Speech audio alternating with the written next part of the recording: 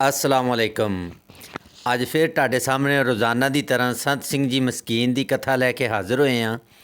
इस कथा नूं असीं रोज़ाना की तरह एंड तक सुनना है और अगर ये तुहानूं कथा अच्छी लगे तो तुसीं वीडियो नूं लाइक भी कर देना है, क्योंकि इस तरह हौसला अफजाई हुंदी है, सानूं भी पता लगता है कि असीं कोई अच्छा काम करते हैं। तो चलो हुण वीडियो स्टार्ट करने हैं। वीडियो तो बाद करांगे गलबात, तो गलबात भी लाजमी सुनना। हुण करने हैं वीडियो स्टार्ट। सदैवी सुख दी किसे कोल आस रखनी, ऐसे मनुख नूं ही कहंदे ने भुलेखे च भरम दे च। शायद आपनूं पता होवे, वेदांत मूर्खता दे 3 लक्षण दसदा है। व्यर्थ आशा पहला मूर्खता दा लक्षण ये दसदा है। दूजा व्यर्थ कर्म, तीसरा व्यर्थ ज्ञान। कहंदा मूढ़ मनुख दी किस तरह पहचान करोगे। वेदांत आचार्य कहंदे ने ये लक्षण 3 ने। व्यर्थ आशा, व्यर्थ आशा की किसे कोलों सुख दी आशा। जे मैनू किसे को सुख मिल सकता है फिर परमात्मा की की लोड़ है। गल खत्म। बिल्कुल। फिर की लोड़ है परमात्मा का नाम जपण की। किसे कोल सदीवी सुख दी आशा रखनी। सदीवी सुख मैं कह रहा, सदीवी सुख नहीं है पर आशा रखनी। कहते मूर्खता का पहला लक्षण व्यर्थ आशा। हर सुख बेरस हो जाता है, हर सुख दुख दे बदल जाता है, हर सुख आम रोज की रूटीन बन जाता है। कुछ भी नहीं, कुछ भी नहीं। ये भी मैं अर्ज करते हैं। दूसरा व्यर्थ कर्म। केड़ा व्यर्थ कर्म जिहदा कोई फल ही नहीं है, कुछ भी फल नहीं। जैसे हुण कईए पुनिया का वर्त रखता पे, मसिया का वर्त रखता पे, पिपल नूं पानी देंदा पे। एक त्योहार है भारत देश, उस दिन मातावां आंवले दे दरख्त नूं धागा बन्नण गियां। आंवले का एक दरख्त किधरे साडे गुरमत समागम स्थान ते कदी कदी उन्हां दा त्यौहार साडे छोटे समागम के दिनां च आ जांदा है। बड़ियां मातावां होंदियां हिंदू घराने दियां, कई दफा रागी सिंह औखे होंदे ने ते डिस्टर्ब करन गए भी अपने गीत गाण लग पैंदियां। ते कई दफा मैनूं कहा ये आंवला कट दो, मैं कह नहीं लगे होया ठीक है। कदी कदाई इस तरह होंदा है, अगे पिछे त्यौहार उन्हां दिनां च नहीं आउंदा। वो धागा लपेटदियां, परिक्रमा करदियां ने, गीत गांदे ने, फिर उत्थे पैसे रख जांदियां ने। उत्थे दा चौकीदार चुक लैंदा, लस्सी पांदियां ने, दुध पांदियां ने। बड़े व्यर्थ कर्म है। दुध पिलाना है किसी जीव जंतु नूं पिलाओ, दरख्त दी खुराक दुध नहीं है। बिल्कुल। जैसे पानी पानी दे च रह सकती है मछली, दुध दे च नहीं रह सकती। दुध दे मटके च पाओगे मर जाएगी। दुध उसकी ग़िज़ा नहीं है, पानी है। दरख्त की खुराक दुध नहीं है, पाई जाता है। लस्सी पाई जाता है, धागा लपेटी जाते हैं, पैसे सुट्टी जाते हैं, पैसे दरियावां सुट्टी जाते हैं, पैसे सरोवरां सुट्टी जाते हैं। मैं समझदा सी ये कर्म कांड सिर्फ भारत दे च है, मैं तो सारे यूरोप दे देखे जिथे देखण के पानी पैसे सुटते हैं, अंग्रेज पैसे सुटते हैं। हैरानगी हुई मैनू देख के। इनू कहंदे ने व्यर्थ कर्म। व्यर्थ कर्म। तीसरा व्यर्थ ज्ञान, जिन्हों अमल दे च नहीं लियाना, नहीं लियाना। पता तो चल गए लेकिन अमल दे च नहीं लियाना, वर्तन दे च नहीं लियाना। वेदांत आचार्य कहते ने मूर्खता दे 3 लक्षण ने। व्यर्थ आशा, व्यर्थ कर्म, व्यर्थ ज्ञान। हुण मैं फिर अर्ज करा, ज्ञान प्राप्त होता है ध्यान नाल, बिना ध्यान तो ज्ञान नहीं प्राप्त। किसी चीज़ का भी ज्ञान लेना है, वो ध्यान पूरा देना पड़ेगा। ध्यान बीज है ज्ञान का। ਚਾਹੇ ਨੇਕੀ ਦਾ ਗਿਆਨ ਲੈਣਾ ਹੈ, ਬਦੀ ਦਾ ਗਿਆਨ ਲੈਣਾ ਹੈ, ਪਦਾਰਥ ਦਾ ਗਿਆਨ ਲੈਣਾ ਹੈ, ਪਰਮਾਤਮਾ ਦਾ ਗਿਆਨ ਲੈਣਾ ਹੈ, ਬਿਨਾਂ ਧਿਆਨ ਤੋਂ ਨਹੀਂ ਮਿਲੇਗਾ। ਭਾਰਤ ਦੇ ਤੇ ਧਰਮ ਨੂੰ ਕਹਿੰਦੇ ਨੇ ਧਿਆਨ ਸਾਧਨਾ, ਬਈ ਉਹ ਧਿਆਨ ਸਾਧਨਾ ਕਰ ਰਹੇ ਹੈ। ਕਲਗੀਧਰ ਪਾਤਸ਼ਾਹ ਕਹਿੰਦੇ ਨੇ, ਧਿਆਨ ਧਰੋ ਤੈ ਕੋ ਮਨ ਮੈਂ, ਜੈ ਕੋ ਅਮਤੋ ਸਵੇ ਜਗ ਛਾਰ। ਧਿਆਨ ਜੋੜੋ, ਇਹ ਸਾਰੀ ਧਿਆਨ ਸਾਧਨਾ ਦੀ ਗੱਲ ਹੈ। ਜਿਸ ਨਾਲ ਧਿਆਨ ਨਹੀਂ ਜੁੜਦਾ ਪਿਆ, ਉਸ ਦਾ ਗਿਆਨ ਨਹੀਂ ਮਿਲੇਗਾ। ਹੁਣ ਦੂਸਰਾ ਨੁਕਤਾ, ਪਦਾਰਥ ਦਾ ਧਿਆਨ ਜਦ ਗਿਆਨ ਬਣ ਜਾਂਦਾ ਹੈ, ਗਿਆਨ ਬਿਖਰ ਜਾਂਦਾ ਹੈ, ਧਿਆਨ ਵੀ ਬਿਖਰ ਜਾਂਦਾ ਹੈ। ਪਤਾ ਹੈ ਕਿਉਂ? ਮੈਂ ਇੱਕ ਦਫਾ ਫਿਰ ਦੁਹਰਾਉਂਦਾ ਤਾਂ ਕਿ ਗੱਲ ਪੂਰੀ ਪਕੜਦੇ ਚ ਆ ਜਾਏ। ਸ਼ੁਰੂ ਦੇ ਚ ਕਾਰ ਚਲਾਣਾ ਸਿੱਖ ਰਿਹਾ, ਬੜਾ ਧਿਆਨ ਹੈ, ਬੜਾ ਧਿਆਨ ਹੈ, ਬੜਾ ਧਿਆਨ ਹੈ। ਇੱਕ ਦਿਨ ਧਿਆਨ ਗਿਆਨ ਬਣ ਗਿਆ। ਹੁਣ ਤੇ ਕੀ ਹੈ, ਨਾਲ ਬੈਠੇ ਸਾਥੀ ਨਾਲ ਗੱਲਾਂ ਬਾਤਾਂ ਕਰਦੇ ਆ, ਗੱਡੀ ਚਲਾ ਰਹੇ। ਹੁਣ ਤੇ ਟੇਪ ਸੁਣਦੇ ਆ, ਗੱਡੀ ਚਲਾ ਰਹੇ। क्या मिसाल है। ਕਿਉਂ? ਧਿਆਨ ਬਿਖਰ ਗਿਆ। ਕਿਉਂ ਬਿਖਰ ਗਿਆ? ਧਿਆਨ ਗਿਆਨ ਬਣ ਗਿਆ। ਇੱਕ ਗਿਆਨ ਕਤਈ ਬਿਖਰਦਾ ਨਹੀਂ, ਇੱਕ ਧਿਆਨ ਕਤਈ ਬਿਖਰਦਾ ਨਹੀਂ। ਕਿੱਥੇ? ਸ਼ਬਦ ਦੇ ਜੋੜਿਆ, ਪ੍ਰਭੂ ਦੇ ਜੋੜਿਆ। ਕਿਉਂ? ਗਿਆਨ ਕਦੀ ਪੂਰਾ ਨਹੀਂ ਹੁੰਦਾ ਹੀ ਨਹੀਂ। ਕਰੋੜਾਂ ਜ਼ਿੰਦਗੀਆਂ ਮਨੁੱਖ ਪ੍ਰਾਪਤ ਕਰ ਲਵੇ ਤਾਂ ਵੀ ਪਰਮਾਤਮਾ ਕੁਝ ਬਾਕੀ ਰਹਿ ਜਾਂਦਾ ਹੈ। ਬਹੁਤਾ ਕਹੀਏ, ਬਹੁਤਾ। ਔਰ ਜਿਤਨਾ ਮਨੁੱਖ ਜਾਣਦਾ ਹੈ, ਕਹਿੰਦਾ ਕੁਛ ਵੀ ਨਹੀਂ, ਇੱਥੇ ਕੁਛ ਵੀ ਨਹੀਂ, ਇੱਥੇ ਕੁਛ ਵੀ ਨਹੀਂ। ਅਗਰ ਕੋਈ ਇਹ ਜਾਣਨ ਦਾ ਦਾਵਾ ਕਰ ਲਵੇ, ਮੈਂ ਪਰਮਾਤਮਾ ਨੂੰ ਪੂਰਾ ਜਾਣ ਲਿਆ, ਜਗਤ ਗੁਰੂ ਬਾਬਾ ਗੁਰੂ ਨਾਨਕ ਦੇਵ ਜੀ ਮਹਾਰਾਜ ਕਹਿੰਦੇ ਨੇ, ਸੋਈ ਅਜਾਨ ਕਹੇ ਮੈਂ ਜਾਣਿਆ। ਅਣਜਾਣ ਸਮਝ ਲਓ, ਮੂੜ ਸਮਝ ਲਓ। ਸੋਈ ਅਜਾਨ ਕਹੇ ਮੈਂ ਜਾਣਿਆ, ਜਾਣਨ ਹਾਰ ਨਾ ਛਾਨਾਰੇ। ਜਿਹੜੇ ਥੋੜੇ ਬਹੁਤ ਵੀ ਅਨੁਭਵੀ ਨੇ, ਜ਼ਰੂਰ ਪਕੜਦੇ ਚਾਹੇਗੀ। ਪਰਮਾਤਮਾ ਦੇ ਚ ਇੱਕ ਦਫਾ ਧਿਆਨ ਜੁੜ ਜਾਏ, ਬਿਖਰਦਾ ਨਹੀਂ। ਕਿਉਂ? ਗਿਆਨ ਕਦੀ ਪੂਰਾ ਨਹੀਂ ਹੁੰਦਾ। ਮਹਾਰਾਜ ਤੇ ਇੱਥੇ ਤੱਕ ਕਹਿੰਦੇ ਨੇ, ਅਵਤਾਰਾਂ ਕੋਲ ਵੀ ਗਿਆਨ ਪੂਰਾ ਨਹੀਂ ਆਉਂਦਾ। ਅਵਤਾਰ ਨਾ ਪਾਵੇਂ ਅੰਤ, ਪਰਮੇਸ਼ਰ ਪਾਰ ਬ੍ਰਹਮ ਬੇਅੰਤ। ਮਹਾਰਾਜ ਤੇ ਇੰਝ ਕਹਿੰਦੇ।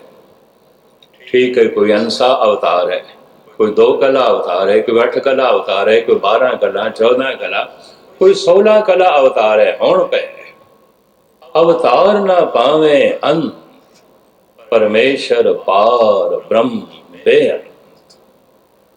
ਇਸ ਵਾਸਤੇ ਰਹਿਸ ਬਣਿਆ ਰਹੇਗਾ, ਰਮਜ਼ ਬਣੀ ਰਹੇਗੀ। ਰਮਜ਼ ਰਹਿਸ ਕਿਸ ਨੂੰ ਕਹਿੰਦੇ ਨੇ? ਆਸ਼ਚਰਜਤਾ, ਬਿਸਮਾਤ। ਸਾਇੰਟਿਸਟ ਕੋਲ ਬਿਸਮਾਤ ਨਹੀਂ ਆਉਂਦਾ, ਜਾਣ ਲਿਆ ਪਦਾਰਥ ਨੂੰ, ਧਿਆਨ ਬਿਖਰ ਗਿਆ, ਗਿਆਨ ਮਿਲ ਗਿਆ। ਚੋਟੀ ਦੇ ਸਾਇੰਟਿਸਟ ਕੋਲ ਵੀ ਵਿਆਕੁਲਤਾ, ਬੇਚੈਨੀ ਹੋਵੇਗੀ, ਰਹਿਸ ਤੇ ਰਮਜ਼ ਨਹੀਂ ਹੋਵੇਗੀ। ਰਹਿਸ ਤੇ ਰਮਜ਼ ਸੰਤ ਕੋਲ ਆਉਂਦੀ ਹੈ, ਭਗਤ ਕੋਲ ਆਉਂਦੀ ਹੈ, ਬ੍ਰਹਮ ਗਿਆਨੀ ਕੋਲ ਆਉਂਦੀ ਹੈ। ਹਰ ਵਕਤ ਆਸ਼ਚਰਜਤਾ ਹੁੰਦੀ ਹੈ। ਕਹਿੰਦੇ ਨੇ ਆਸ਼ਚਰਜਤਾ ਮਾਸੂਮ ਬੱਚੇ ਕੋਲ ਵੀ ਆਉਂਦੀ ਹੈ, ਪਰ ਉਹਦੀ ਆਸ਼ਚਰਜਤਾ ਅਗਿਆਨ ਤੇ ਖੜੀ ਹੈ। ਫੁੱਲ ਨੂੰ ਵੇਖ ਕੇ ਵੀ ਆਸ਼ਚਰਜ ਹੋ ਜਾਂਦਾ ਹੈ, ਤਿਤਲੀ ਨੂੰ ਉੜਦਾ ਹੋਇਆ ਦੇਖ ਕੇ ਵੀ ਆਸ਼ਚਰਜ ਹੋ ਜਾਂਦਾ ਹੈ, ਭੌਰੇ ਦੀ ਗੁੰਜਾਰ ਸੁਣ ਕੇ ਵੀ ਮਾਸੂਮ ਬੱਚਾ ਆਸ਼ਚਰਜ ਹੋ ਜਾਂਦਾ ਹੈ। ਆਸ਼ਚਰਜ ਤਾਂ ਕਿੱਥੇ ਪੈਦਾ ਹੁੰਦੀ ਹੈ? ਜਾਣੀਏ ਤੇ ਪੂਰਾ ਜਾਣ ਨਾ ਸਕੀਏ। ਬੱਚੇ ਦੀ ਆਸ਼ਚਰਜਤਾ ਬਿਸਮਾਤ, ਰਮਜ਼, ਰਹਿਸ ਅਗਿਆਨ ਤੇ ਖੜਾ, ਉਹਨੂੰ ਸਮਝ ਨਹੀਂ ਹੈ। ਸੰਤ ਦਾ ਰਹਿਸ, ਰਮਜ਼ ਗਿਆਨ ਤੇ ਖੜਾ ਹੈ। ਕਿਹੜੇ ਗਿਆਨ ਤੇ ਖੜਾ ਹੈ? ਗਿਆਨ ਮਿਲ ਗਿਆ ਪਰ ਪਤਾ ਚੱਲ ਗਿਆ ਪੂਰਾ ਗਿਆਨ ਨਹੀਂ ਮਿਲ ਸਕਦਾ, ਨਹੀਂ ਮਿਲ ਸਕਦਾ, ਨਹੀਂ ਮਿਲ ਸਕਦਾ। तो बिसम बिसम बिसमे ही भई है, लाल गुलाल रंगारे, कहो नानक संतन रस आई है, ज्यों चाख गूंगा मुस्कारे, कहो कबीर गूंगे गुड़ खाया, पूछे तो क्या कहिए। हुण मैं फिर अर्ज करा, ध्यान जिस पासे है, ज्ञान उसे दा ही मिलेगा, उसे दा ही जो है मिलेगा। परमात्मा का ज्ञान उदों मिलता है जब मन नूं परमात्मा के अनुकूल करिए, अनुकूल करिए, उंज नहीं मिलता। परमात्मा दे मार्ग ते चलाइए, गुरु पंथ ते चलाइए।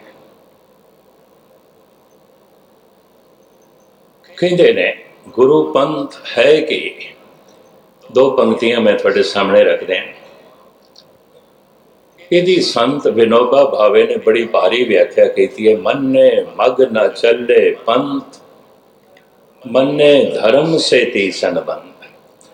महाराज कहते जो धर्म दा पंथ है उसते ते चलदा नहीं, ते जो धर्म दा पंथ नहीं है उसे ते चलदा है। धर्म नूं मनण वाला उस पंथ ते चलदा ही नहीं जिहड़ा पंथ परमात्मा तक जांदा ही नहीं। मन्ने मग न चले पंथ, कहते ने मार्ग परमात्मा तक जाता है। भाव एक कर्म धार्मिक है, पर जिस कर्म दे धर्म की सुगंध नहीं है, प्रभु नूं मनण वाला उस मार्ग ते नहीं चलेगा, वो कर्म कांड नहीं करेगा, नहीं करेगा। तो चलो फिर धर्म दा पंथ की है। ये श्लोक 12 तो वधीक गुरु नानक देव जी महाराज समझाते ने, बड़े गहराई नाल लेना।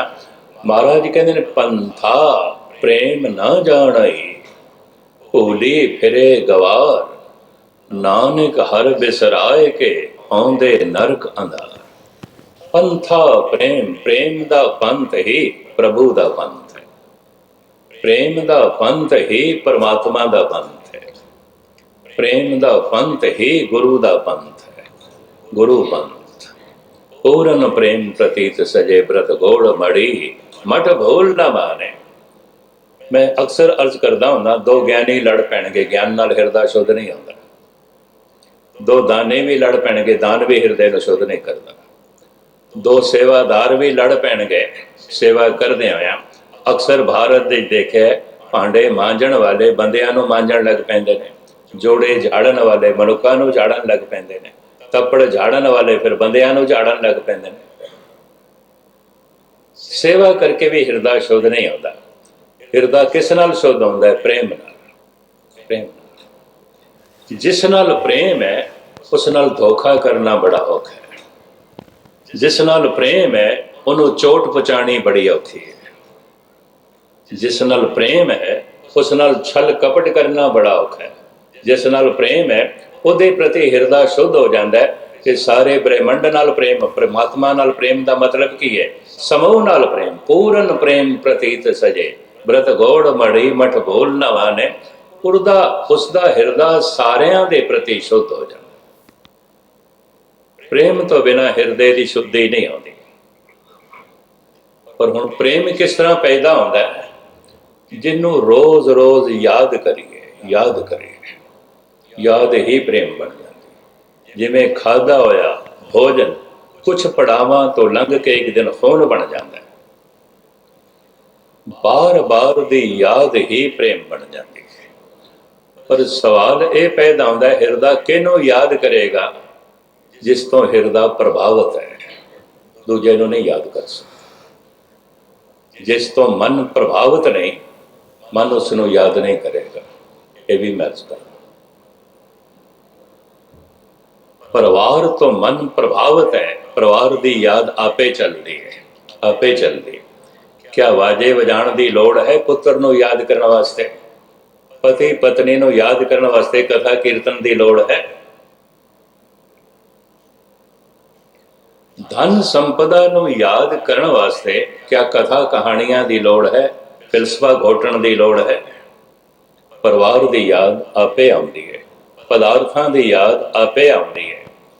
रह गई गल परमात्मा नूं याद करना है। बाजे बजाओ, तबले खड़काओ, कथा करो, कहानियां करो, फिलसफा घोटो, सब कुछ करो, पर मैं अर्ज करा याद फिर भी नहीं आउंदा। कारण जिस तो मन प्रभावित नहीं, मन नहीं याद करता। जब याद ही नहीं करता तो प्रेम किथे? जिस तो हिरदा प्रभावित हो जाता है वो याद बन जाती है।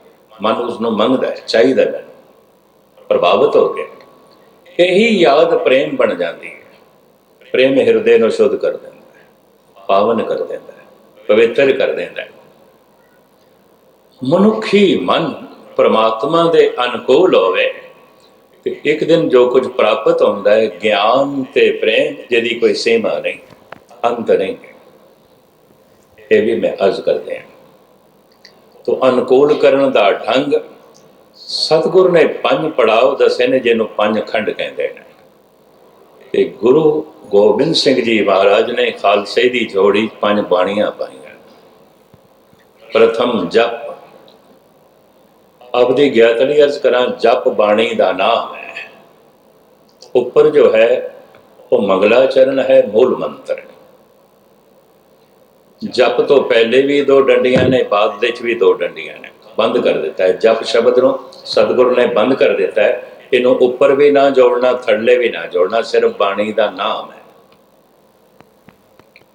ਗੁਰ ਪ੍ਰਸਾਦ ਇਸ ਤੋਂ ਬਾਅਦ 2 ਡੰਡੀਆਂ ਜੋੜ ਦਿੱਤੀਆਂ ਨੇ, ਇੱਕ ਪੰਕਤੀ ਪੂਰੀ ਹੋ ਗਈ। ਜਿੱਥੇ 2 ਡੰਡੀਆਂ ਆ ਜਾਣ ਪੂਰਾ ਹੋ ਗਿਆ, ਇਹ ਫੁੱਲ ਸਟਾਪ ਆਉਂਦਾ, ਪੰਕਤੀ ਪੂਰੀ ਹੋ ਗਈ। ਜਪ ਬਾਣੀ ਦਾ ਨਾਮ ਹੈ।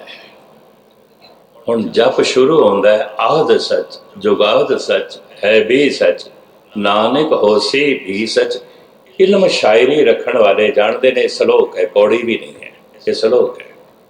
ਗੁਰੂ ਗ੍ਰੰਥ ਸਾਹਿਬ ਦੇ ਸ਼ਲੋਕ ਨੇ, ਸਵਈਏ ਨੇ, ਕਵਿਤ ਨੇ, ਛੰਦ ਨੇ, ਪਦੇ ਨੇ, ਔਰ ਪਦੇ ਵੀ ਕਈ ਤਰ੍ਹਾਂ ਦੇ, 2 ਪਦੇ, 3 ਪਦੇ, 4 ਪਦੇ, 5 ਪਦੇ, ਅਸ਼ਟਪਦੀਆਂ, ਦੋਹੇ ਨੇ। ਇਹ ਸ਼ਲੋਕ ਹੈ। ਜਿਸ ਤਰ੍ਹਾਂ ਉਰਦੂ ਦੀ ਸ਼ਾਇਰੀ ਦੇ ਕਿੱਤਾ ਹੈ, ਰੁਬਾਈ ਹੈ, ਗਜ਼ਲ ਹੈ, ਨੰਦਲਾ ਹੈ। ਨੰਦ ਲਾਲ ਦੀ ਬਾਣੀ ਨੂੰ ਅਸੀਂ ਕਹਿੰਦੇ ਹਾਂ ਗਜ਼ਲਾਂ ਭਾਈ ਨੰਦ ਲਾਲ। ਕੁਛ ਨਜ਼ਮਾਂ ਵੀ ਨੇ ਉਹਦੇ 'ਚ, ਲੇਕਿਨ ਬਹੁਤੀਆਂ ਗਜ਼ਲਾਂ ਨੇ। ਉਰਦੂ ਸ਼ਾਇਰੀ ਦਾ ਇਹ ਰੂਪ ਹੈ। ਭਾਰਤ ਦੀ ਭਾਸ਼ਾਵਾਂ ਦੀ ਜਿਹੜੀ ਸ਼ਾਇਰੀ ਹੈ ਉਹਨੂੰ ਛੰਦ ਕਹਿੰਦੇ ਨੇ। ਛੰਦ ਹਜ਼ਾਰਾਂ ਕਿਸਮਾਂ ਦੇ ਨੇ, ਸੈਂਕੜੇ ਕਿਸਮਾਂ ਦੇ, ਤੇ ਆਪ ਦਸਮ ਗ੍ਰੰਥ ਦੇ ਦੇਖ ਸਕਦੇ ਹੋ। ਚਾਚਰੀ ਛੰਦ, ਭੁਜੰਗ ਪ੍ਰਿਆਤ ਛੰਦ, ਏਕ ਅਛਰੀ ਛੰਦ। ਹੈਰਾਨਗੀ ਆਉਂਦੀ ਹੈ, ਇਤਨੇ ਛੰਦ, ਇਤਨੇ ਪ੍ਰਕਾਰ ਦੇ ਛੰਦ ਗੁਰੂ ਗੋਬਿੰਦ ਸਿੰਘ ਜੀ ਮਹਾਰਾਜ ਨੇ ਬਿਆਨ ਕੀਤੇ ਨੇ। ਮੈਂ ਤੇ ਇੱਥੇ ਤੱਕ ਸੁਣਿਆ, ਜਦ ਮੈਂ ਸ਼ਾਂਤੀ ਨਿਕੇਤਨ ਦੇਖਣ ਗਿਆ ਸੀ, ਰਾਬਿੰਦਰ ਨਾਥ ਟੈਗੋਰ ਆਪਣੇ ਵਿਦਿਆਰਥੀਆਂ ਨੂੰ ਜਾਪ ਸਾਹਿਬ ਤੋਂ ਛੰਦਾ ਬੰਦੀ ਸਿਖਾਉਂਦੇ ਸਨ, ਕਵਿਤਾ ਦੀ ਚਾਲ ਸਿਖਾਉਂਦੇ ਸਨ। ਬਈ ਸਿੱਖੋ ਗੁਰੂ ਗੋਬਿੰਦ ਸਿੰਘ ਤੋਂ, ਇੰਨੇ ਕਿਸਮਾਂ ਦੇ ਛੰਦ, ਇਤਨੇ ਪ੍ਰਕਾਰ ਦੇ ਛੰਦ, ਭੁਜੰਗ ਪ੍ਰਿਆਤ ਛੰਦ। ਜਿਵੇਂ ਸੱਪ ਟੇੜਾ ਚੱਲਦਾ ਨਾ, ਉਹ ਛੰਦ ਵੀ ਟੇੜਾ ਚੱਲਦਾ ਹੈ, ਜਿਹੜਾ ਟੇੜਾ ਚੱਲੇ। ਚਾਚਰੀ ਛੰਦ ਕੁਮਾਈਆਂ ਦੀ ਪਹਾੜੀਆਂ ਦੇ ਗਾਏ ਜਾਂਦੇ ਨੇ। ਜਦ ਨਾਨਕ ਮਤੇ ਦੀਵਾਲੀ ਵਾਲੇ ਦਿਨ ਬੜਾ ਭਾਰੀ ਇਕੱਠ ਹੁੰਦਾ ਹੈ, ਸੰਗਤਾਂ ਹੁੰਦੀਆਂ ਨੇ, ਇਹ ਪਹਾੜੀ ਲੋਕ ਵੀ ਆਉਂਦੇ ਨੇ, ਹਿੰਦੂ ਵੀਰ। ਇਹ ਉੱਥੇ ਬੈਠ ਕੇ ਫਿਰ ਆਪਣੀ ਪਹਾੜੀ ਭਾਸ਼ਾ ਦੇ ਚਾਚਰੀ ਛੰਦ ਗਾਉਂਦੇ ਨੇ। ਸਾਰਾ ਦਿਨ ਗੁਰੂ ਨਾਨਕ ਦੇਵ ਜੀ ਮਹਾਰਾਜ ਦੀ ਉਪਮਾ ਕਰਦੇ ਨੇ। ਜਿਤਨੇ ਗੁਰੂ ਕੇ ਸਿੰਘ ਪਹੁੰਚਦੇ ਨੇ, ਉਸ ਤੋਂ ਦੁੱਗਣੇ ਪਹਾੜੀਏ ਪਹੁੰਚਦੇ ਨੇ, ਕੁਮਾਈਆਂ ਦੀ ਪਹਾੜੀਆਂ।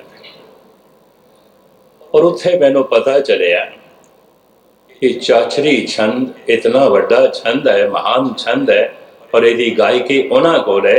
ਧੰਨ ਗੁਰੂ ਗੋਬਿੰਦ ਸਿੰਘ ਜੀ ਮਹਾਰਾਜ ਨੇ ਚਾਚਰੀ ਛੰਦ ਦੇ ਵਿੱਚ ਬਹੁਤ ਸਾਰੀ ਬਾਣੀ ਉਚਾਰਨ ਕੀਤੀ ਹੈ। ਭੁਜੰਗ ਪ੍ਰਿਆਤ ਛੰਦ, ਸੰਗੀਤ ਭੁਜੰਗ ਪ੍ਰਿਆਤ ਛੰਦ ਵੀ ਹੈ, ਜਿਹਦੇ ਸੰਗੀਤ ਵੀ ਚਲੇਗਾ, ਛੰਦ ਵੀ ਚਲੇਗਾ। ਖੈਰ ਮੁਖਤਸਰ ਮੈਂ ਅਰਜ਼ ਕਰਾਂ, ਇਹਦੇ ਤੁਹਾਡਾ ਟਾਈਮ ਨਾ ਲਵਾਂ। ਇਹ ਸ਼ਲੋਕ ਹੈ। ਪੌੜੀ ਸ਼ੁਰੂ ਹੁੰਦੀ ਹੈ, ਸੋਚੇ ਸੋਚ ਨਾ ਹੋਵੇ, ਇਹ ਪਹਿਲੀ ਪੌੜੀ। ਹੁਕਮ ਰਜਾਈ ਚੱਲਣਾ ਨਾਨਕ ਲਿਖਿਆ ਨਾਲ, ਇਹ ਪੌੜੀ ਸਮਾਪਤ ਹੋ ਗਈ। ਇੱਕ ਪੌੜੀ। ਮੂਲ ਮੰਤਰ ਨੂੰ ਕਈ ਪਹਿਲੀ ਪੌੜੀ ਦਾ ਪਾਠ ਆਖੀ ਜਾਂਦੇ ਨੇ, ਸਾਰੀ ਜ਼ਿੰਦਗੀ ਲੰਘ ਜਾਂਦੀ ਹੈ ਗੁਰਦੁਆਰਿਆਂ ਦੇ। ਆਪਦੀ ਗਿਆਤ ਲਈ ਅਰਜ਼ ਕਰਾਂ, ਜਪ ਕਿਸ ਦਾ ਕਰਨਾ ਹੈ? ਸੱਚ ਦਾ ਕਰਨਾ ਹੈ। ਸੱਚ ਕੀ ਹੈ? ਜਿਹਦੇ ਹੁਕਮ ਦੇ ਸਭ ਕੁਛ ਹੈ, ਜਿਹਦੇ ਹੁਕਮ ਦੇ ਸਭ ਕੁਛ ਹੈ। ਉਹਦੇ ਹੁਕਮ ਤੋਂ ਬਾਹਰ ਕੁਛ ਵੀ ਨਹੀਂ, ਉਹਦੀ ਬਣਾਈ ਹੋਈ ਮਰਿਆਦਾ ਤੋਂ ਬਾਹਰ ਕੁਛ ਵੀ ਨਹੀਂ। ਇੱਕ ਮਰਿਆਦਾ ਬਣਾ ਦਿੱਤੀ ਹੈ, ਇੰਨਾ ਵੱਡਾ ਸਾਗਰ ਹੈ, ਮਛਲੀ ਜਿੱਥੇ ਚਾਹੇ ਜਾ ਸਕਦੀ ਹੈ, ਜਾ ਸਕਦੀ ਹੈ।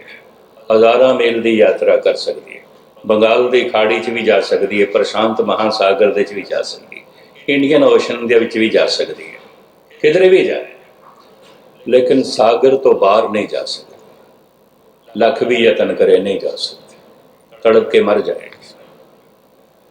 ਭਰਮਣ ਕਰ ਸਕਦੀ ਹੈ, ਸਾਗਰ ਦੇ ਵਿੱਚ ਮਨੁੱਖ ਕੁਛ ਵੀ ਕਰੇ, ਜੋ ਉਸਨੇ ਮਰਿਆਦਾ ਬਣਾਈ ਹੈ ਉਸੇ ਦੇ 'ਚ ਹੀ ਕਰ ਸਕਦਾ ਹੈ। ਕਿਸੇ ਪਾਸੇ ਵੀ ਚੱਲ ਸਕਦਾ ਹੈ, ਕੁਛ ਵੀ ਕਰ ਸਕਦਾ ਹੈ, ਚੰਗਾ ਕਰ ਸਕਦਾ ਹੈ, ਮਾੜਾ ਕਰ ਸਕਦਾ ਹੈ। ਜਿਤਨੀ ਉਸਨੇ ਸੀਮਾ ਬਣਾਈ ਹੈ ਸਾਡੀ, ਉਸ ਸੀਮਾ ਦੇ 'ਚ ਅਸੀਂ ਨੇਕ ਵੀ ਕਰ ਸਕਦੇ ਹਾਂ, ਬਦ ਵੀ ਕਰ ਸਕਦੇ ਹਾਂ। ਬਣਾਈ ਉਸੇ ਨੇ, ਕਿਉਂਕਿ ਮਰਿਆਦਾ ਉਸੇ ਦੀ ਬਣਾਈ ਹੋਈ ਹੈ, ਸ਼ਕਤੀ ਉਸੇ ਦੀ ਦਿੱਤੀ ਹੋਈ ਹੈ। ਸੰਤ ਕਹਿ ਦਿੰਦੇ ਨੇ ਸਭ ਕੁਝ ਤੇਰਾ, ਸਾਡਾ ਤੇ ਕੁਛ ਵੀ ਨਹੀਂ, ਕੁਛ ਵੀ ਨਹੀਂ। ਤੇਰੀ ਦਿੱਤੀ ਹੋਈ ਸ਼ਕਤੀ ਨਾਲ ਤੈਨੂੰ ਯਾਦ ਕੀਤਾ, ਤੂੰ ਹਿਰਦਾ ਹੀ ਨਾ ਦਿੰਦਾ ਕਿਵੇਂ ਯਾਦ ਕਰਦੇ? ਤੂੰ ਅਕਲ ਹੀ ਨਾ ਦਿੰਦਾ ਤੇ ਤੈਨੂੰ ਸਮਝਦੇ ਕਿਵੇਂ? ਤੇਰੀ ਦਿੱਤੀ ਹੋਈ ਅਕਲ ਦੀ ਵਰਤੋਂ ਕੀਤੀ, ਤੇਰੇ ਦਿੱਤੇ ਹੋਏ ਹਿਰਦੇ ਦੀ ਵਰਤੋਂ ਕੀਤੀ, ਤੇਰਾ ਗਿਆਨ ਮਿਲਿਆ, ਤੇਰਾ ਪ੍ਰੇਮ ਮਿਲਿਆ, ਆਨੰਦ ਮਿਲਿਆ। ਇਹ ਤੇਰੀ ਬਖਸ਼ਿਸ਼ ਹੈ, ਤੇਰੀ ਰਹਿਮਤ ਹੈ। ਜਪ ਸੱਚ ਦਾ ਕਰਨਾ, ਵਿਅਕਤੀ ਦਾ ਨਹੀਂ। ਕਿਸ ਦਾ ਕਰਨਾ ਹੈ? ਜਿਹਦੇ ਹੁਕਮ ਦੇ ਵਿੱਚ ਸਭ ਕੁਝ ਚੱਲ ਰਿਹਾ ਹੈ, ਸਭ ਕੁਝ ਚੱਲ ਰਿਹਾ ਹੈ।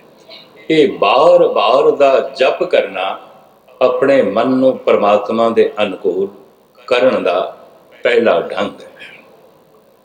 ਇਸ ਵਾਸਤੇ ਸਾਹਿਬ ਕਹਿੰਦੇ ਨੇ, ਜਪੋ ਤਾਂ ਏਕੋ ਨਾਮਾ, ਅਵਰ ਨਿਰਾਫਲ ਕਾਮਾ। ਅਗਰ ਕੋਈ ਕਰਨ ਲੱਗ ਪਿਆ ਤਾਂ ਜਪ ਦੀ ਵੀ ਆਪਣੀ ਉਮਰ ਆਉਂਦੀ ਹੈ। ਜਿਵੇਂ ਸਰੀਰ ਦੀ ਉਮਰ ਹੈ ਨਾ, ਇਸ ਤਰੀਕੇ ਨਾਲ ਅਸੀਂ ਨਾਪ ਸਕਦੇ ਹਾਂ। ਬੰਦਾ ਧਾਰਮਿਕ ਹੈ ਪਰ ਅਜੇ ਧਰਮ ਦਾ ਬਚਪਨਾ ਹੈ। ਦੇਖੋ, ਬਚਪਨਾ ਹੈ। ਬੰਦਾ ਧਾਰਮਿਕ ਹੈ ਪਰ ਇਹ ਬਾਲਗ ਹੋ ਗਿਆ, ਅਡਲਟ ਹੋ ਗਿਆ, ਸਿਆਣਾ ਹੋ ਗਿਆ, ਸੂਝਵਾਨ ਹੈ। ਬੰਦਾ ਧਾਰਮਿਕ ਹੈ ਤੇ ਬ੍ਰਹਮ ਗਿਆਨੀ ਹੋ ਗਿਆ, ਬਜ਼ੁਰਗ ਹੋ ਗਿਆ। ਇਹ ਤੇ ਬਜ਼ੁਰਗ ਹੋ ਗਿਆ, ਇਸਨੇ ਤੇ ਪਰਮ ਪਦ ਨੂੰ ਪਾ ਲਿਆ, ਪ੍ਰਾਪਤ ਕਰ ਲਿਆ। ਜਿਵੇਂ ਸਰੀਰ ਦਾ ਬਚਪਨਾ, ਜਵਾਨੀ ਤੇ ਬਜ਼ੁਰਗੀ ਆਉਂਦੀ ਹੈ, ਧਰਮ ਦਾ ਬਚਪਨਾ ਵੀ ਆਉਂਦਾ ਹੈ। ਭਗਤ ਕਬੀਰ ਕਹਿੰਦੇ ਨੇ, ਮੈਂ ਬਥੇਰਿਆਂ ਕੋਲ ਧਰਮ ਦਾ ਬਚਪਨਾ ਦੇਖਦਾ। ਕਿਸ ਤਰ੍ਹਾਂ? ਮਾਥੇ ਤਿਲਕ ਹੱਥ ਮਾਲਾ ਵਾਨਾ, ਲੋਗਨ ਰਾਮ ਖਿਲੌਣਾ ਜਾਣਾ। ਬੱਚੇ ਦੀ ਪਹਿਚਾਣ ਕੀ ਆਉਂਦੀ ਹੈ? ਉਹ ਹਰ ਚੀਜ਼ ਨੂੰ ਖਿਡੌਣਾ ਸਮਝਦਾ ਹੈ ਤੇ ਖੇਡਣ ਦੀ ਰੁਚੀ ਉਸਦੇ ਅੰਦਰ ਬੜੀ ਪ੍ਰਬਲ ਹੁੰਦੀ ਹੈ। ਉਹਦੇ ਵਾਸਤੇ ਸਭ ਕੁਝ ਖਿਡੌਣਾ ਹੈ, ਸਭ ਕੁਝ ਖਿਡੌਣਾ ਹੈ। ਘਰ ਦੇ 'ਚ ਕੁਝ ਵੀ ਖਿਡੌਣਾ ਨਾ ਹੋਵੇ ਤੇ ਬੱਚਾ ਪਿਓ ਨੂੰ ਕਹਿ ਦਿੰਦਾ, ਤੂੰ ਘੋੜਾ ਬਣ, ਮੈਂ ਤੇਰੀ ਪਿੱਠ ਤੇ ਬੈਠਣਾ। ਤੇ ਪਿਓ ਨੂੰ ਘੋੜਾ ਬਣਾ ਕੇ ਬੱਚਾ ਖੁਸ਼ ਹੁੰਦਾ ਹੈ ਤੇ ਮਮਤਾ ਦਾ ਮਾਰਾ ਆ ਪਿਓ ਵੀ ਘੋੜਾ ਬਣ ਜਾਂਦਾ। ਠੀਕ ਹੈ। ਹੁਣ ਜਿਹੜਾ ਬੱਚਾ ਪਿਓ ਨੂੰ ਵੀ ਖਿਡੌਣਾ ਸਮਝੇ, ਮਾਂ ਨੂੰ ਵੀ ਖਿਡੌਣਾ ਸਮਝੇ, ਯਕੀਨ ਜਾਣੋ ਗੁਸਤਾਖੀ ਮਾਫ। ਉਹਦੀ ਦ੍ਰਿਸ਼ਟੀ 'ਚ ਗੁਰੂ ਖਿਡੌਣਾ, ਕਥਾ ਕੀਰਤਨ ਖਿਡੌਣਾ, ਸਭ ਕੁਝ ਖਿਡੌਣਾ। ਮਾਥੇ ਤਿਲਕ ਹੱਥ ਮਾਲਾ ਬਾਨਾ, ਲੋਗਨ ਰਾਮ ਖਿਲੌਣਾ ਜਾਣਾ। ਜੋ ਥੋੜਾ ਜਿਹਾ ਸਮਾਂ ਪਾਸ ਕਰਨ ਵਾਸਤੇ ਗੁਰਦੁਆਰੇ ਆ ਗਏ, ਸਮਾਜਿਕ ਰਸਮ ਕਰਕੇ ਆ ਗਏ, ਕਿਸੇ ਕਾਮਨਾ ਕਰਕੇ ਆ ਗਏ, ਅਜੇ ਪ੍ਰਭੂ ਦਾ ਪ੍ਰਭਾਵ ਨਹੀਂ ਪਿਆ। ਕਿਉਂ? ਸੁਣਿਆ ਹੀ ਨਹੀਂ। ਪ੍ਰਭਾਵ ਕਿਸ ਤਰ੍ਹਾਂ ਪਏਗਾ? ਉਹਦੇ ਗੁਣ ਨੂੰ ਸੁਣ। ਸਰਵਣਨ ਗੋਬਿੰਦ ਗੁਣ ਸੁਣੋ, ਅਰ ਗਾਓ ਰਸਨਾ ਗਈ। ਸੁਣੀਏ ਦੀ 4 ਪੌੜੀਆਂ, ਮੰਨੀਏ ਦੀ 4 ਪੌੜੀਆਂ। ਹਿਰਦਾ ਉਸ ਤੋਂ ਪ੍ਰਭਾਵਿਤ ਹੋਵੇ ਤਾਂ ਹੀ ਮੰਗ ਕਰੇਗਾ, ਤਾਂ ਹੀ ਜਪ ਕਰੇਗਾ। ਅਗਰ ਪ੍ਰਭਾਵਿਤ ਹੀ ਨਹੀਂ, ਧਿਆਨ ਨਹੀਂ ਚਲੇਗਾ। ਬਹੁਤ ਹੀ ਪਿਆਰੀ ਕਥਾ ਸੀ ਸੰਤ ਸਿੰਘ ਜੀ ਮਸਕੀਨ ਨੇ ਬਿਆਨ ਕੀਤੀ। ਸ਼ੁਰੂ ਦੇ ਅੰਦਰ ਸੰਤ ਸਿੰਘ ਜੀ ਮਸਕੀਨ ਨੇ ਮਨੁੱਖਤਾ ਦੇ 3 ਲੱਛਣ ਦੱਸੇ। ਪਹਿਲਾ, ਵਿਅਰਥ ਆਸਾ। ਵਿਅਰਥ ਆਸ਼ਾ ਯਾਨੀ ਕਿਸੇ ਕੋਲੋਂ ਸੁੱਖ ਦੀ ਆਸ ਰੱਖਣੀ। ਤੇ ਸੰਤ ਸਿੰਘ ਜੀ ਮਸਕੀਨ ਨੇ ਦੱਸ ਰਹੇ ਸੀ ਕਿ ਕਿਸੇ ਕੋਲੋਂ ਸੁੱਖ ਦੀ ਆਸ ਰੱਖਣਾ, ਸਦੀਵੀ ਸੁੱਖ ਦੀ ਆਸ ਰੱਖਣਾ, ਇਹ ਜਿਹੜਾ ਇੱਕ ਮਨੁੱਖ ਮੂਰਖ ਮਨੁੱਖ ਦੀ ਇੱਕ ਜਿਹੜੀ ਨਿਸ਼ਾਨੀ ਹੈ, ਉਹਦਾ ਇੱਕ ਲੱਛਣ ਹੈ ਕਿ ਅਗਰ ਕਿਸੇ ਕੋਲੋਂ ਸੁੱਖ ਦੀ, ਸਦੀਵੀ ਸੁੱਖ ਦੀ ਆਸ ਰੱਖੀ ਜਾਵੇ ਤੇ ਫਿਰ ਪਰਮਾਤਮਾ ਕਿਸ ਵਾਸਤੇ ਆ? ਪਰਮਾਤਮਾ ਕੋਲੋਂ ਫਿਰ ਅਸੀਂ ਕੀ ਲੈਣਾ ਹੈ? ਪਰਮਾਤਮਾ ਦੀ ਤਾਕਤ ਤੇ ਫਿਰ ਮਹਦੂਦ ਹੈ ਨਾ। ਪਰਮਾਤਮਾ ਜਿਹੜਾ ਉਹ ਸਾਨੂੰ ਸਦੀਵੀ ਸੁੱਖ ਦੇ ਸਕਦਾ ਹੈ। ਪਰਮਾਤਮਾ ਸਾਨੂੰ ਸੁੱਖ ਦੇ ਸਕਦਾ। ਸਾਨੂੰ ਕਿਸੇ ਕੋਲੋਂ ਸੁੱਖ ਦੀ ਆਸ ਨਹੀਂ ਰੱਖਣੀ ਚਾਹੀਦੀ, ਸੁੱਖ ਦੀ ਜਿਹੜੀ ਹੈ ਕਿਸੇ ਕੋਲੋਂ ਆਸ਼ਾ ਨਹੀਂ ਰੱਖਣੀ ਚਾਹੀਦੀ। ਔਰ ਦੂਸਰਾ, ਸਦੀਵੀ ਵਿਅਰਥ ਕਰਮ। ਦੂਸਰੇ ਲੱਛਣ ਦੱਸਿਆ ਵਿਅਰਥ ਕਰਮ, ਅਤੇ ਤੀਸਰਾ ਵਿਅਰਥ ਗਿਆਨ। ਵਿਅਰਥ ਕਰਮ ਯਾਨੀ ਬਗੈਰ ਕਿਸੇ ਫਲ ਤੋਂ ਕਰਮ ਕਰਨਾ। ਜਿਵੇਂ ਸੰਤ ਸਿੰਘ ਜੀ ਮਸਕੀਨ ਦੱਸ ਰਹੇ ਸੀ ਕਿ ਭਾਰਤ ਦੇ ਅੰਦਰ ਹਿੰਦੂਆਂ ਦੇ ਅੰਦਰ ਜਿਹੜਾ ਇੱਕ ਤਿਉਹਾਰ ਮਨਾਇਆ ਜਾਂਦਾ, ਆਮਲੇ ਦੇ ਦਰਖਤ ਦੇ ਉਸ ਤਿਉਹਾਰ ਦੇ ਦਿਨ ਆਮਲੇ ਦੇ ਦਰਖਤ ਨੂੰ ਧਾਗੇ ਬੰਨ੍ਹੇ ਜਾਂਦੇ ਨੇ, ਉੱਥੇ ਪੈਸੇ ਰੱਖਦੇ ਨੇ, ਔਰ ਉਸ ਤੋਂ ਇਲਾਵਾ ਉੱਥੇ ਉਹਦੀ ਜੜ੍ਹ 'ਚ ਕੀ ਦੁੱਧ ਪਾਉਂਦੇ ਨੇ। ਹਾਲਾਂਕਿ ਕਿੱਡੀ ਬੇਵਕੂਫੀ ਹੈ ਕਿ ਜਿਹੜਾ ਨਾ ਉਹਦੇ ਕੋਲੋਂ ਆਸ ਰੱਖੀ ਜਾਂਦੀ ਹੈ, ਔਰ ਉਸ ਤੋਂ ਇਲਾਵਾ ਜਿਹੜਾ ਉਹਨੂੰ ਦੁੱਧ ਪਾਇਆ ਜਾਂਦਾ, ਹਾਲਾਂਕਿ ਦੁੱਧ ਕਿਸੇ ਜ਼ਰੂਰਤਮੰਦ ਨੂੰ ਦਿੱਤਾ ਜਾਵੇ। ਜਿਹੜੀ ਇਹ ਦਰਖਤ ਦੀ ਜਿਹੜੀ ਖੁਰਾਕ ਹੈ, ਉਹਦੀ ਖੁਰਾਕ ਤੇ ਪਾਣੀ ਹੈ ਨਾ, ਇਹ ਉਹਦੀ ਜੜ੍ਹ ਦੇ ਵਿੱਚ ਦੁੱਧ ਪਾਣਾ ਇਹ ਇੱਕ ਬੇਵਕੂਫੀ ਹੀ ਕਹਿ ਸਕਦੇ ਹਾਂ ਕਿ ਇਹਨੂੰ ਕਿਸੇ ਹੋਰ ਮਤਲਬ ਹੈ ਕਿ ਜਿਹੜਾ ਜ਼ਰੂਰਤਮੰਦ ਹੈ, ਜਿਹੜਾ ਮਨੁੱਖ ਹੈ, ਇਹ ਜਿਹੜਾ ਮਨੁੱਖ ਵਾਸਤੇ ਯਾਨੀ ਇਨਸਾਨਾਂ ਵਾਸਤੇ ਇਹ ਜਿਹੜਾ ਮਤਲਬ ਹੈ ਦੁੱਧ ਹੈ, ਅਤੇ ਇਹਨੂੰ ਜਿਹੜਾ ਦਰਖਤ ਦੇ ਜੜ੍ਹ ਦੇ ਅੰਦਰ ਪਾਇਆ ਜਾਂਦਾ ਅਤੇ ਮੁਖਤਲਿਫ ਆਸਾਂ ਰੱਖੀਆਂ ਜਾਂਦੀਆਂ ਨੇ। ਇਹ ਜਿਹੜਾ ਮਤਲਬ ਹੈ, ਇਹ ਜਿਹੜਾ ਕੰਮ ਹੈ, ਇਹ ਹਰ ਜਗ੍ਹਾ 'ਤੇ ਹੋ ਰਿਹਾ ਹੈ। ਮੁਸਲਮਾਨਾਂ ਦੇ ਅੰਦਰ ਵੀ ਜਿਹੜੇ ਨਾ ਕਈ ਲੋਕ ਜਿਨ੍ਹਾਂ ਨੂੰ ਗਿਆਨ ਨਹੀਂ ਹੈਗਾ, ਪਰਮਾਤਮਾ ਦੀ ਪਹਿਚਾਣ ਨਹੀਂ ਹੈਗੀ, ਉਹ ਵੀ ਦਰਖਤਾਂ ਨੂੰ ਮਤਲਬ ਪੂਜਦੇ ਨੇ। ਦਰਖਤਾਂ ਦੀ ਮਤਲਬ ਉਹ ਉੱਥੇ ਧਾਗੇ ਬੰਨ੍ਹੇ ਆਉਂਦੇ ਨੇ, ਉੱਥੇ ਤਰ੍ਹਾਂ ਤਰ੍ਹਾਂ ਦੀਆਂ ਆਸਾਂ ਲਾ ਲੈਂਦੇ ਨੇ, ਉੱਥੇ ਮਤਲਬ ਤਰ੍ਹਾਂ ਤਰ੍ਹਾਂ ਦੇ ਉੱਥੇ ਪੈਸੇ ਰੱਖੇ ਆਉਂਦੇ ਨੇ। ਇਹ ਜਿਹੜਾ ਨਾ ਬਿਲਕੁਲ ਗੱਲ ਗਲਤ ਹੈ। ਸੰਤ ਸਿੰਘ ਜੀ ਮਸਕੀਨ ਜਿਸ ਤਰ੍ਹਾਂ ਬਿਆਨ ਕਰ ਰਹੇ ਸੀ, ਸਾਨੂੰ ਆਸ ਜਿਹੜੀ ਹੈ ਉਹ ਪਰਮਾਤਮਾ ਤੋਂ ਰੱਬ ਕੋਲ ਰੱਖਣੀ ਚਾਹੀਦੀ ਹੈ। ਰੱਬ ਅੱਗੇ ਸਾਨੂੰ ਜਿਹੜੀ ਹੈ ਉਹ ਅਰਦਾਸ ਕਰਨੀ ਚਾਹੀਦੀ ਹੈ। ਔਰ ਦੂਸਰਾ ਵਿਅਰਥ ਗਿਆਨ, ਤੀਸਰੀ ਜਿਹੜੇ ਲੱਛਣ ਦੱਸਿਆ ਵਿਅਰਥ ਗਿਆਨ, ਕਿ ਸੰਤ ਸਿੰਘ ਜੀ ਮਸਕੀਨ ਇਹ ਦੱਸ ਰਹੇ ਸੀ ਕਿ ਪਰਮਾਤਮਾ ਦਾ ਜਿਹੜਾ ਗਿਆਨ ਹੈ, ਜਿਹੜਾ ਪ੍ਰਭੂ ਦਾ ਗਿਆਨ ਹੈ, ਜਿਹੜਾ ਉਹ ਸਾਨੂੰ ਹੋਣਾ ਚਾਹੀਦਾ ਹੈ। ਅਗਰ ਸਾਨੂੰ ਪਰਮਾਤਮਾ ਦਾ ਗਿਆਨ ਨਹੀਂ ਹੋਏਗਾ, ਪਰਮਾਤਮਾ ਦਾ ਅਗਰ ਜਿਹੜਾ ਪਰਮਾਤਮਾ ਦਾ ਗਿਆਨ ਜਿਹੜਾ ਹੈ ਇਹ ਬਹੁਤ ਜ਼ਰੂਰੀ ਹੈ। ਇਹ ਗਿਆਨ ਕਿਸ ਤਰ੍ਹਾਂ ਆਏਗਾ? ਪਰਮਾਤਮਾ ਦਾ ਨਾਮ ਜਪਣ ਨਾਲ। ਔਰ ਸੰਤ ਸਿੰਘ ਜੀ ਮਸਕੀਨ ਦੱਸ ਰਹੇ ਸੀ ਕਿ ਜਿਸ ਦੇ ਨਾਲ ਪ੍ਰੇਮ ਹੋਵੇ ਉਹਦੇ ਨਾਲ ਜਿਹੜੀ ਹੈ ਉਹਦੇ ਨਾਲ ਉਹਦਾ ਬੰਦਾ ਨਾਮ ਜਪਦਾ ਹੈ, ਉਹਦਾ ਗਿਆਨ ਮਿਲਦਾ ਹੈ, ਔਰ ਉਹਦੀ ਜਿਹੜੇ ਹਿਰਦੇ ਦੇ ਅੰਦਰ ਉਹਦੀ ਜਗ੍ਹਾ ਬਣਦੀ ਹੈ, ਉਹਦੇ ਤੋਂ ਬੰਦਾ ਪ੍ਰਭਾਵਿਤ ਹੁੰਦਾ ਹੈ। ਲੇਕਿਨ ਸਾਡੇ ਅੰਦਰ ਜਿਹੜੀ ਇਹ ਕਮਜ਼ੋਰੀ ਹੈ ਕਿ ਪ੍ਰਭਾਵਿਤ ਕਿਹਦੇ ਤੋਂ ਹੈ? ਇਹ ਦੁਨੀਆਦਾਰੀ ਤੋਂ ਮਨੁੱਖ ਜਿਹੜਾ ਉਹ ਪ੍ਰਭਾਵਿਤ ਹੈ। ਇਹ ਦੁਨੀਆਦਾਰੀ ਦੀ ਪ੍ਰਭਾਵਿਤ ਮੌਜੂਦ ਹੈ, ਆਪਣੀ ਬੀਵੀ ਤੋਂ ਪ੍ਰਭਾਵਿਤ ਹੈ, ਬੱਚਿਆਂ ਤੋਂ ਪ੍ਰਭਾਵਿਤ ਹੈ। ਉਹਨੂੰ ਯਾਦ ਕਰਨ ਵਾਸਤੇ ਕੋਈ ਕਥਾ ਕੀਰਤਨ ਕਰਨ ਦੀ ਜ਼ਰੂਰਤ ਨਹੀਂ। ਹਾਲਾਂਕਿ ਜਿਹੜਾ ਰੱਬ ਹੈ, ਪਰਮਾਤਮਾ ਹੈ, ਉਹਨੂੰ ਯਾਦ ਰੱਖਣ ਵਾਸਤੇ ਉਹਦੇ ਪ੍ਰੇਮ ਦਾ ਤਾਲੁਕ ਜਿਹੜਾ ਮਨੁੱਖ ਦਾ ਜੁੜਨ ਵਾਸਤੇ ਕਥਾ ਹੁੰਦੀ ਹੈ, ਕੀਰਤਨ ਹੁੰਦੀ ਹੈ, ਤਕਰੀਰਾਂ ਹੁੰਦੀਆਂ ਨੇ, ਸਪੀਚਾਂ ਹੁੰਦੀਆਂ ਨੇ, ਤਰ੍ਹਾਂ ਤਰ੍ਹਾਂ ਦੇ ਸੈਮੀਨਾਰ ਹੁੰਦੇ ਨੇ, ਔਰ ਹਰ ਰੋਜ਼ ਤਕਰੀਬਨ ਜਿਹੜਾ ਉਹ ਮਨੁੱਖ ਨੂੰ ਇਸ ਤਰਫ ਜਿਹੜਾ ਪ੍ਰਭਾਵਿਤ ਕਰਵਾਇਆ ਜਾਂਦਾ। ਲੇਕਿਨ ਉਸ ਤਰ੍ਹਾਂ ਮਨੁੱਖ ਜਿਹੜਾ ਉਹ ਪ੍ਰਭਾਵਿਤ ਨਹੀਂ ਹੁੰਦਾ ਜਿਸ ਤਰ੍ਹਾਂ ਪ੍ਰਭਾਵਿਤ ਹੋਣਾ ਚਾਹੀਦਾ ਹੈ। ਉਸ ਤਰ੍ਹਾਂ ਪ੍ਰੇਮ ਜਿਹੜਾ ਹੈ ਉਹ ਪਰਮਾਤਮਾ ਨਾਲ ਨਹੀਂ ਹੈਗਾ ਜਿਸ ਤਰ੍ਹਾਂ ਪ੍ਰੇਮ ਹੋਣਾ ਚਾਹੀਦਾ ਹੈ। ਜਿਸ ਦੇ ਨਾਲ ਪ੍ਰੇਮ ਹੋਵੇ ਬੰਦਾ ਉਹਦੇ ਤੋਂ ਪ੍ਰਭਾਵਿਤ ਹੁੰਦਾ, ਉਹਦਾ ਨਾਮ ਯਾਦ ਕਰਦਾ, ਉਹਦਾ ਨਾਮ ਜਿਹੜਾ ਜਪਦਾ ਹੈ। ਜਦੋਂ ਨਾਮ ਜਪੇਗਾ ਤੇ ਉਹਦਾ ਗਿਆਨ ਮਿਲੇਗਾ, ਔਰ ਜਿਹੜਾ ਉਹਦੀ ਮੁਹੱਬਤ ਪ੍ਰੇਮ ਪੈਦਾ ਹੋਏਗਾ, ਔਰ ਬੰਦਾ ਜਿਹੜਾ ਉਹ ਮਨੁੱਖ ਜਿਹੜਾ ਉਹਦੇ ਤੋਂ ਪ੍ਰਭਾਵਿਤ ਹੋਏਗਾ। ਆਪਣੀਆਂ ਆਸਾਂ ਜਿਹੜੀਆਂ ਉਮੀਦਾਂ ਨੇ ਜਿਹੜੀਆਂ ਉਹ ਪਰਮਾਤਮਾ ਦੀ ਤਰਫ ਜੋੜੇਗਾ, ਪਰਮਾਤਮਾ ਕੋਲ ਜੋੜੇਗਾ। ਔਰ ਸੰਤ ਸਿੰਘ ਜੀ ਮਸਕੀਨ ਇੱਕ ਇਹ ਵੀ ਜਿਹੜੀ ਹੈ ਉਹ ਕੈਟਾਗਰੀ ਦੱਸ ਰਹੇ ਸੀ ਮਨੁੱਖ ਦੀ। ਕੁਛ ਜਿਹੜੇ ਆ ਧਾਰਮਿਕ ਯਾਨੀ ਕਿ ਬਚਪਨ ਹੁੰਦਾ ਹੈ, ਧਾਰਮਿਕ ਬਚਪਨ ਵਾਲੇ ਕੁਛ ਲੋਕ ਵੀ ਮੌਜੂਦ ਹੁੰਦੇ ਨੇ ਕਿ ਉਹ ਕਿਸ ਤਰ੍ਹਾਂ ਕਿ ਉਹ ਜਿਹੜੇ ਮਤਲਬ ਆ ਕਿ ਤਸਬੀਹ ਵੀ ਕਰਦੇ ਨੇ, ਮਸਜਿਦ 'ਚ ਵੀ ਜਾਂਦੇ ਨੇ, ਗੁਰਦੁਆਰੇ ਜਾਂਦੇ ਨੇ, ਜਿਹੜਾ ਪਰਮਾਤਮਾ ਦਾ ਨਾਮ ਜਪਦੇ ਨੇ, ਲੇਕਿਨ ਬਰਾਏ ਨਾਮ ਜਿਹੜਾ ਉਤੋਂ ਉਹਨਾਂ ਦੇ ਜਿਹੜਾ ਹਿਰਦੇ ਦੇ ਅੰਦਰ ਉਹ ਨਹੀਂ ਬੈਠਦਾ। ਹਿਰਦੇ ਦੇ ਨਾਲ ਉਹ ਜਿਹੜਾ ਉਹ ਪਰਮਾਤਮਾ ਦਾ ਨਾਮ ਨਹੀਂ ਜਪਦੇ ਜਿਸ ਤਰ੍ਹਾਂ ਜਪਣਾ ਚਾਹੀਦਾ। ਉਹ ਜਿਹੜੇ ਬੈਠੇ ਤਾਂ ਜਿਹੜੇ ਹੁੰਦੇ ਨੇ ਮਤਲਬ ਗੁਰਦੁਆਰੇ ਜਾਂ, ਲੇਕਿਨ ਜ਼ਾਹਰੀ ਤੌਰ 'ਤੇ ਤਾਂ ਉਹ ਸਤਸੰਗਤ ਦੇ ਅੰਦਰ ਬੈਠੇ ਹੁੰਦੇ ਨੇ, ਲੇਕਿਨ ਅੰਦਰੂਨੀ ਤੌਰ 'ਤੇ ਕੁਸੰਗਤ ਦੇ ਅੰਦਰ ਦੁਨੀਆ ਦੀਆਂ ਜਿਹੜੀਆਂ ਸੋਚਾਂ ਜਿਹੜੀਆਂ ਉਹ ਜ਼ਿਹਨ ਦੇ ਅੰਦਰ ਹੈ, ਧਿਆਨ ਜਿਹੜਾ ਉਹ ਨਹੀਂ ਲਗਾਇਆ ਜਾਂਦਾ ਪਰਮਾਤਮਾ ਦੀ ਤਰਫ। ਸੰਤ ਸਿੰਘ ਜੀ ਮਸਕੀਨ ਦੱਸ ਰਹੇ ਸੀ ਕਿ ਗਿਆਨ ਜਿਹੜਾ ਉਹ ਧਿਆਨ ਨਾਲ ਮਿਲੇਗਾ। ਜਦੋਂ ਧਿਆਨ ਲਗਾਏਗਾ ਤੇ ਮਨੁੱਖ ਨੂੰ ਜਿਹੜਾ ਉਹ ਗਿਆਨ ਮਿਲੇਗਾ, ਜਦੋਂ ਧਿਆਨ ਨਹੀਂ ਲਾਏਗਾ ਤੇ ਗਿਆਨ ਨਹੀਂ ਮਿਲੇਗਾ। ਲੇਕਿਨ ਸਾਡੀ ਹਾਲਤ ਇਹ ਕਿ ਅਸੀਂ ਮਸਜਿਦ ਗੁਰਦੁਆਰੇ ਬੈਠੇ ਹੋਏ ਹਾਂ, ਸਾਡੀਆਂ ਸੋਚਾਂ ਜਿਹੜੀਆਂ ਉਹ ਪਿੱਛੇ ਹੀ ਨੇ, ਕਾਰੋਬਾਰ ਦੇ ਅੰਦਰ, ਦੁਨੀਆ ਦੀਆਂ ਸੋਚਾਂ ਦੇ ਅੰਦਰ, ਦੁਨੀਆ ਦੇ ਹਿਸਾਬੋ ਕਿਤਾਬ ਕਰ ਰਹੇ ਹਾਂ। ਅਸੀਂ ਬੈਠੇ ਕਿੱਥੇ ਹੋਏ ਹਾਂ? ਸਤਸੰਗਤ ਦੇ ਅੰਦਰ, ਲੇਕਿਨ ਸਾਡਾ ਅੰਦਰ ਜਿਹੜਾ ਉਹ ਕੁਸੰਗਤ ਦੇ ਅੰਦਰ ਹੈ। ਇਸ ਤਰ੍ਹਾਂ ਸਾਡਾ ਪਰਮਾਤਮਾ ਨਾਲ ਤਾਲੁਕ ਕਿਸ ਤਰ੍ਹਾਂ ਜੁੜੇਗਾ? ਇਸ ਵਜ੍ਹਾ ਨਾਲ ਤੇ ਜਿਹੜਾ ਹੈ ਨਾ ਇਹ ਮਨੁੱਖ ਜਿਹੜਾ ਹੈ ਉਹ ਪਰਮਾਤਮਾ ਤੋਂ ਪ੍ਰਭਾਵਿਤ ਹੀ ਨਹੀਂ ਹੈਗਾ।